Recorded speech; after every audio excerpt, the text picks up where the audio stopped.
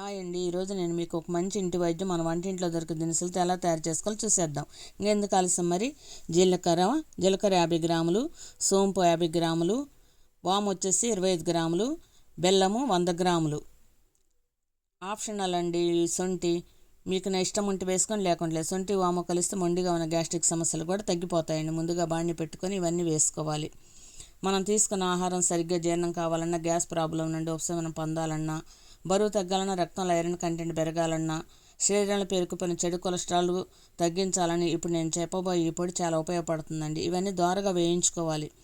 దోరగా వేయించుకున్న తర్వాత ఫ్యాన్ కింద ఆరబెట్టాలి. ఆరబెట్టిన వాటిని మరలా మిక్సీ జార్లో వేసుకొని మెత్తగా పౌడర్ చేసుకోవాలి. ఈ పౌడర్ చాలా మంచిదండి. ప్రతిరోజు భోజనం చేసిన తర్వాత 1/2 స్పూన్ మాత్రమే తీసుకోవాలి.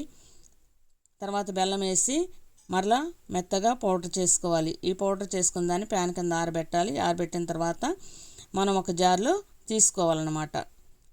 చూడండి ఎంత మెత్తగా మెదిగిందో.